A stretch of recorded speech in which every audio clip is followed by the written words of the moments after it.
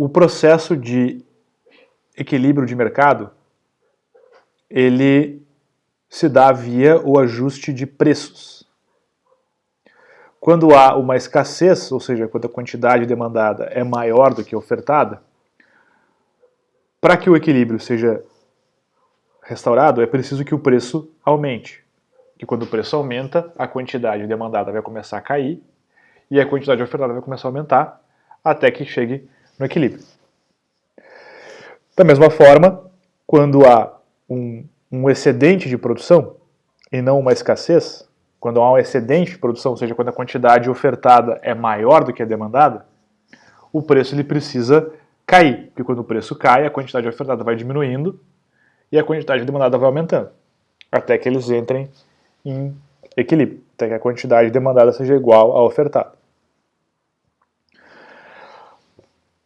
O preço sobe ou cai em virtude da competição. E quem é que compete com quem? Vamos pensar. Bom, a gente sabe que os vendedores, eles querem sempre preços mais altos pelos produtos que eles estão vendendo. Os compradores, por outro lado, querem preços mais baixos pelo que eles estão comprando. É assim na vida. Tudo que a gente vende, né, a gente quer um preço mais alto para aquilo que a gente está vendendo, né? E a gente quer também um preço mais baixo para aquilo que a gente está comprando. Todo mundo na vida é assim. A gente quer que nosso salário sempre seja cada vez mais alto e a gente sempre está reclamando da inflação. A gente quer que os preços sempre fiquem o menor possível. Tá? E a competição, que faz com que os preços convirjam para o preço de equilíbrio, ela é feita entre vendedores, com os vendedores, e entre compradores com os compradores. Então, no exemplo que eu dei da venda de livros usados, vocês estavam competindo pelos clientes como? Pedindo cada vez preços menores pelos livros. Então, vocês, no desejo de vender o livro de vocês foram reduzindo o preço para conseguir eliminar a competição. Da mesma forma, a gente pode pensar lá no caso do petróleo, quando tem uma escassez de petróleo, quando tem uma quantidade demandada maior do que a ofertada, os compradores vão competir com os compradores pelos barris. E vão fazer essa competição como? Via preço também. Cada vez vão oferecer preços maiores pelo barril, até que eles consigam eliminar a competição e consigam um barril de petróleo. Né? Esses processos, né, de competição dos vendedores com os vendedores e dos compradores com os compradores faz com que o preço convirja para o preço de equilíbrio, vá em direção do preço de equilíbrio. Então a lição aqui é que se o preço do bem que você quer está alto, e a gente está falando de mercado competitivo, a culpa é dos demandantes. Né? Os demandantes é que estão jogando o preço para cima, porque eles estão brigando contigo, estão competindo contigo por aquele bem que é escasso. Agora, vamos tentar pensar o seguinte, vamos analisar se tem uma maneira da gente medir qual é o ganho que essas trocas estão gerando tanto para os compradores quanto para os vendedores. Vamos analisar quais são os ganhos de troca no processo do mercado. Para a gente poder ver isso, vamos voltar lá para o exemplo do mercado de livros usados. Então aqui nesse exemplo, né, o que a gente tem aqui? A gente tem a demanda, né, e a oferta. Então olha só, vamos imaginar que o preço do livro está sendo de R$60. Os livros eles estão sendo transacionados a R$60. A pergunta que eu vou fazer agora é o seguinte, olha, por R$60, quantas pessoas que querem o livro e valorizam esse livro por um valor maior do que R$60 conseguem o livro? E, por outro lado, quantas pessoas que estão dispostas a receber um valor menor do que R$ 60 para se desfazer do livro, conseguem se desfazer do livro? E quanto que elas estão lucrando no processo? Vamos analisar isso aqui então. Olha só. Vamos pegar primeiro esses dois caras aqui que fizeram as trocas, né? Essas duas quantidades de livro aqui.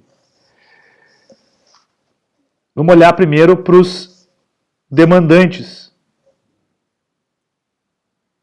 Os demandantes, eles estavam dispostos, que compraram a primeira e a segunda unidade de livros, eles estavam dispostos a pagar quanto pelo livro?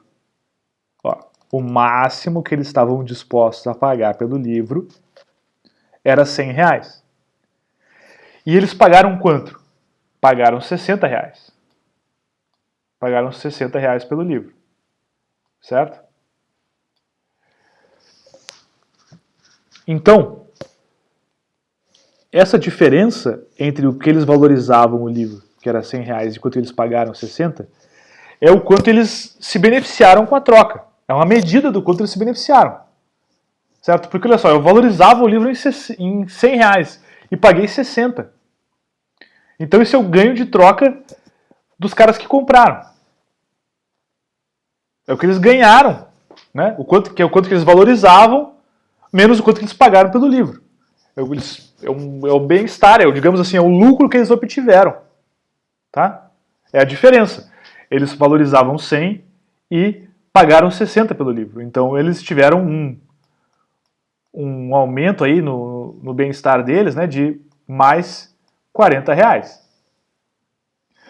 A gente pode fazer o mesmo raciocínio para vocês aí que venderam o livro.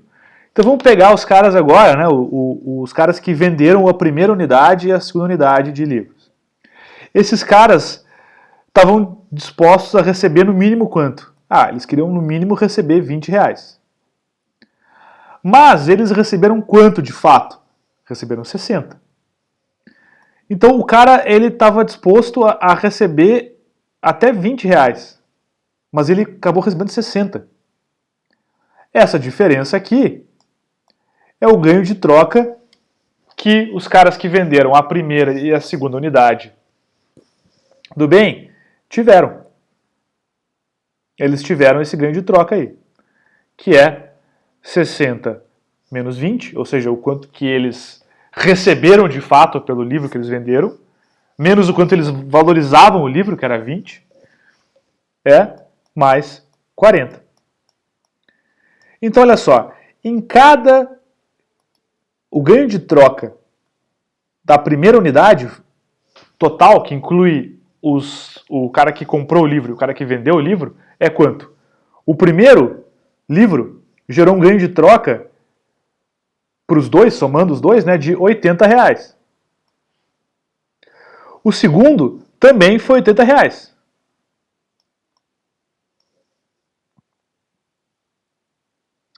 Aí agora a pergunta é, ao preço de R$60, existem novas trocas que também vão gerar ganhos de troca positivos? Trocas além da primeira e da segunda unidade? Sim, parece que sim, né? A terceira unidade também vai gerar ganho de troca se ela for negociada. Por que ela vai gerar? Ora, porque a terceira unidade, os ofertantes valorizam ela em 30 e vão receber 60 por ela. E a terceira unidade comprada, né, o comprador valorizava em 90 e pagou R$60. Então ele teve também um ganho de troca aí. O demandante pagou 60 e valorizava 90, então ele teve um ganho de troca aí de mais 30. E o ofertante valorizava 30, né, o livro, e pagou e recebeu 60 reais. Então também teve um ganho aí de mais 30. Teve um ganho de troca positivo. essa troca, né? Essa troca gerou um ganho, um ganho de troca positivo, de mais 60. Vamos continuar no próximo vídeo.